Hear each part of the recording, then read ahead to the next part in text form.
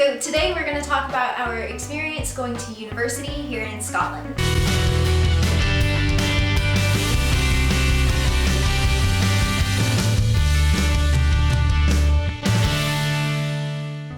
Hi everybody! Yeah. So you guys know me, and hopefully you remember Ingeborg from the last video. We both attend Edinburgh and Napier University here. We're both studying our wildlife biology and conservation MSCs. This was my first experience doing any type of university abroad. I've studied my bachelor's at college at University of New Haven in Connecticut. Yeah, I have my bachelor's degree from University in Norway, and I also did part of my bachelor's degree in Christchurch, New Zealand. In the US, I studied at a more conservative university, I would say. It's in Connecticut, so it's not like California, and so it's not as casual. But the lecturers would come in slacks and a button down, so they're more so formal than here. For my college education, we would have to call them Mr. or Mrs. or Lieutenant, Detective, whatever, and then their last name. Here, I've noticed that the lecturers seem much more casual.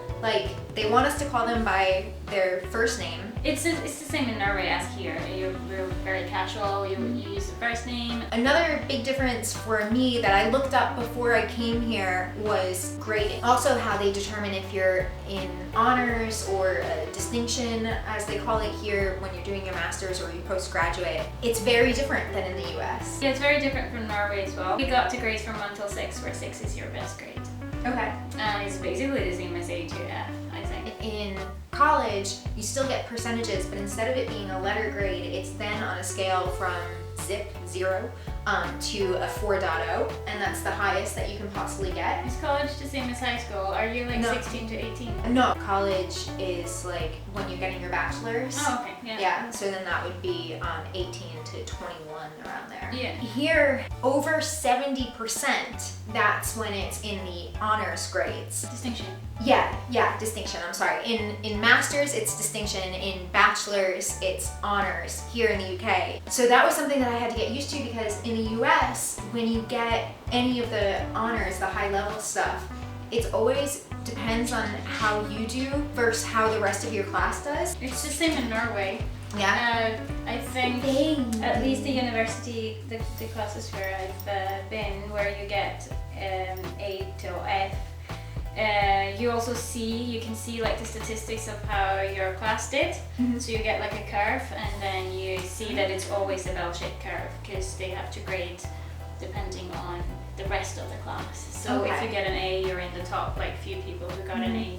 So if everyone did really bad, I think that you would still get an A if you did like in the top half. That is so I don't really know if that's how it works, but it's always like graded on a curve. I know the taxonomy test that we had, that was the first thing that I ever got graded on here in the UK, and I got an 86%. And I remember that distinctly, even though it's over a year and a half ago, because I thought it was a really bad grade and I was really ashamed of it. In the US, that's a B+, and that's okay. You know, it's above average, but because I'm such like a perfectionist, I often got like 3.8 and, you know, all of these higher grades. My friends saw that and they were like, oh my God, you did so well. I'm like, really? And I had to keep reminding myself, like I would translate what it was in the US, and anything distinction or P5 is a 4.0. I think it translates also, a distinction here translates to an A in Norway. So I feel like it's a little bit unfair, because a 70% is then translated to an A, but a 70% in Norway would never be an A.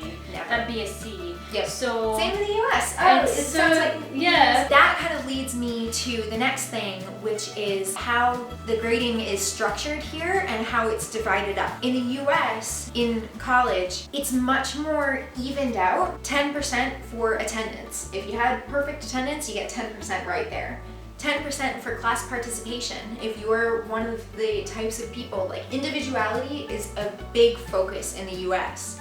So when you are actively speaking up in class, talking about the things you know, answering questions, that's another 10% right there. Then you have quizzes before each major test, and reviews and papers and homework and all of this other stuff. And then you also have a midterm and a final. Here in the UK, it would just be a midterm and a final, which they call assessments, or in some cases, it was just one assessment, the final. 100% of our grade for that entire course was one written assessment. For me, only having one or two assessments, like, it put so much pressure on those one or two assessments that my anxiety was like through the roof, just terrified about them. It's the same in Norway as here. Here? Yeah. Oh, so you so go much through pressure. one semester and then you have one exam and that's it, and that's your grade. They don't care about if you're even in class unless it's like lab class where you actually have to use chemicals or something like that. Then attendance counts, like you have to attend to be able to take your exam. It doesn't give you any part of your grade. It's just like you have to attend to be able to take your exam. Yeah, sometimes you don't even have a midterm, or one time a multiple choice test was our final grade in one class. It's such a bad way of learning. It is. It doesn't It is give you a bad way. any. I think the US system sounds like really good for your actual learning. You have to be active in class, you have to attend. It's like forcing you to do work, so you can't really leave it to the last minute, and it's also you have many chances to like prove your ability throughout the semester. See, I prefer that way as well. You learn how the lecturer grades. Here in the UK, everything seems to be faster paced. In the US, a bachelor's takes 4 years because you have to take math and literature, even if they have absolutely nothing to do with your major whatsoever, which I find kind of annoying. They want it to be like a well-rounded education. In your bachelor's in the UK, you do 3 years, and then if you want to get your honors, that's your 4th year for your bachelor's. For your master's, it's one crazy fast-paced year. In Norway, you do the bachelor's degree, which is 3 years. And then you have a master's degree after, which is 2 years. It's fairly simple.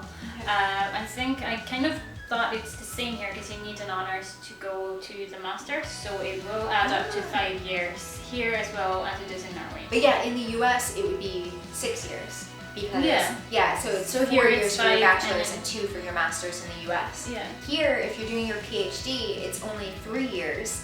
In the US, it can be like 7 or 8 years. That sounds crazy. It is a bit crazy. In Norway, I think it's 4. In the UK, I had read that 50% of master's students have mental breakdowns at one point or another. It's so much pressure and it's all consuming, and you just are constantly bombarded with all of this work and all of this studying, and like, it's a lot to be 1 year of hell. In Norway, you do 2 years. You have the summer off for every year. Okay. And then you either spend 1 entire year writing your project or 1 semester. And then what was the last point? Oh, money, money, money, money. If you're a Scottish citizen, or a EU citizen, or UK citizen, or whatever, you pay like £4,000 for your education. On average, I would say, at our university for your MSc. For your as a tuition fee. As a tuition. It depends on the university, it depends on the course you're taking. Don't think that it's going to be the same everywhere. It's not. I have to pay $14,000. I do too, because Norway's not in the EU. Oh yeah. Oh yeah. I'm talking still. Yeah, because in Norway education is free, so tuition fee, well, it's not free. You have to pay £50, I think, in the beginning of every semester to cover your like printing and stuff like that. Education in Scotland is different than England and everything. Every time that I say anything about like what it is in Scotland, like healthcare or anything like that, I get a ton of comments from people in England trying to correct me, and I'm like, no, it's different here. Same thing with education. Healthcare and education are different in Scotland than they are in England, and Wales, and all of those are different. Overall student debt, so average US student debt is $37,000 per student. And the UK is actually pretty similar, but average Scottish student debt is $15,000. Thank you so much for watching. If you like this video, please give me a thumbs up. If you have any experiences that you'd like to share about your university life or life in your country with that, or any of your thoughts about things that we've said, comment below and subscribe for more if you'd like to see that. I'm also going to link Dovah's Instagram in the description of this video, so go check her out so you can follow her. She's the best puppy. She is the best puppy in the UK. Bye! Bye! Bye! University here is uni. If you tell somebody in the US that you're going to school, it can be any level. If you tell somebody here that you're going to school, they think high school, and then they give you really weird looks when you're my age and you say that you're going to school. Or when you're Joe and you first start working at a place and you tell people that your wife is attending school here. They thought his wife was much younger. And we're both doing our thesis right now. Our thesi, if you will. Really is that? I really have no idea. Theses? Theses. Our dissertations. Yes. It's pretty strange though. I worked as a teacher, and some kids, they don't really even know your name. They just call you adult, like the Norwegian word for like adult. Seriously? And it's so strange. Some of them, I don't know if it's just like some kids, but yeah, because we always say, well, you have to tell an adult if there's something, and you don't really tell them their teacher's name, and probably they don't, they just refer to all their teachers like adult. So some of them, if they need help with something, they'll just like shout like adult. It's so strange. Wow.